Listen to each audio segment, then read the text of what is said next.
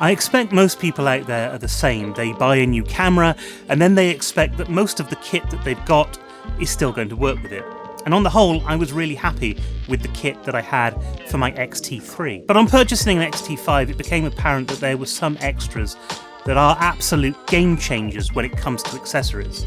Today, I wanted to explore what those accessories were, but I didn't just want to make a list of items that you can buy. After all, purchasing a new camera body is a bit expensive. If we can keep the costs down by only getting the essentials, then our bank accounts and possibly our long-suffering families are going to be very thankful for it. Here then are the accessories that I absolutely had to buy for the X-T5 to get the best experience with the camera. The SmallRig L-Bracket. Now, I've used SmallRig L-Brackets on my X-T3 for some time, and I was a little bit surprised when I didn't see a lot of videos talking about, the same product for the X-T5. In fact, at one point, I thought that they weren't even going to make it. I'd just not seen many people talking about it. I'd not seen many people talking about L-Brackets at all recently, but people are still using them, and they are still as useful as ever. What I attribute this change to is actually SmallRig themselves. The company contacted me some time ago asking if I would be interested in reviewing a half case and a wrist strap, or a hand grip with an Arca Swiss plate. Well, these are new product lines, and I suspect they were more interested in promoting the new product lines than the aforementioned L-Bracket. However, I couldn't get hold of an L-Bracket at all when I wanted to order one, so I actually turned to this, which is the old bracket that I bought for the Nikon D7000. This bracket fits fine, but it became painfully apparent that what I really needed was the benefits of having the SmallRig, which I eventually found in stock. For many people, one of the big advantages that this gives you is the extra grip. On early models, I found this really useful, but the X-T5 already has a slightly bigger grip, and it feels really comfortable in my hand, so I took it off. That does leave a little bit of metal jutting out, but far from getting in the way, I've not even noticed it. So this bracket gives you that option: have the grip on or don't.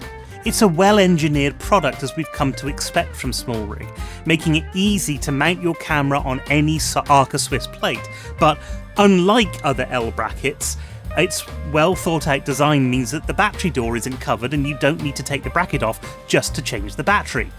It also has this magnetic tool mounted underneath the plate, which you can use to remove the unit if you want, or release the sliding upright piece. I don't know what else you'd call it. I found this really useful for those people who want to use the bracket while still having access to the ports on the camera's side.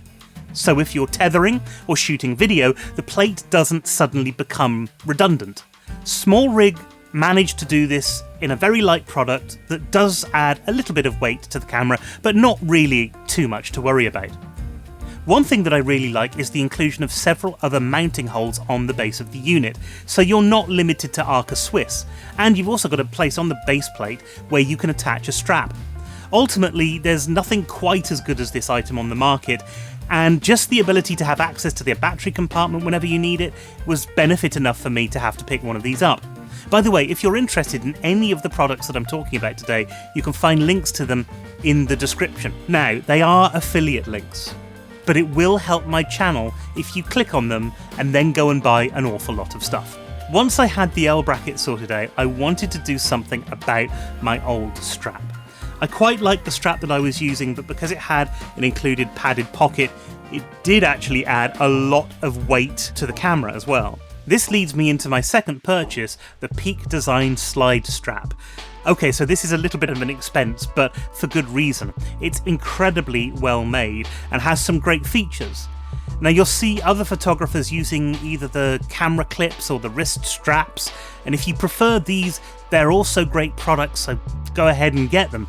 But for some time now, I've liked to have my cameras hanging across my body.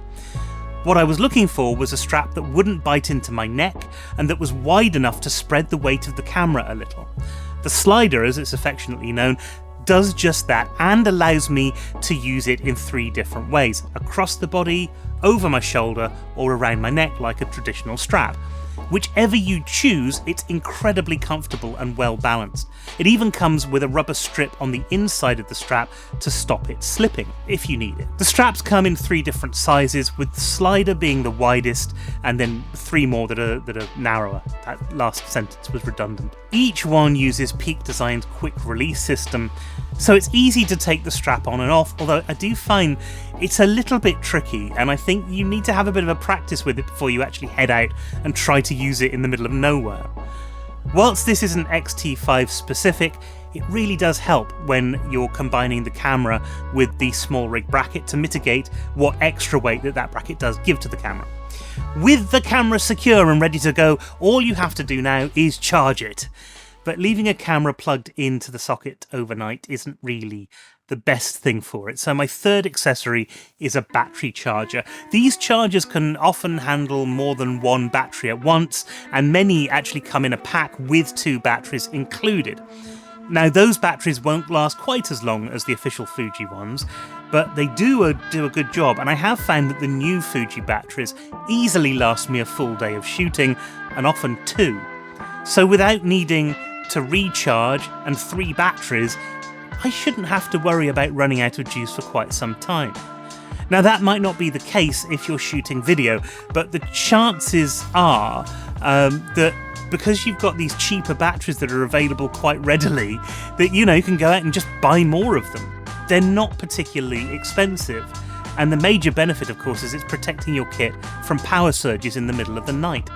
Now, before we move on, I do want to tell you about one of the accessories that I've seen a lot of in videos like this, and I really cannot recommend. And that's the little screw-in buttons for your camera's shutter release. Now, I know a lot of people like them, but honestly, every single time I've used one of them, I've felt that the shutter button becomes less responsive. It becomes almost spongy. And I've noticed they can easily unscrew themselves in your bags or just fall off at inopportune moments.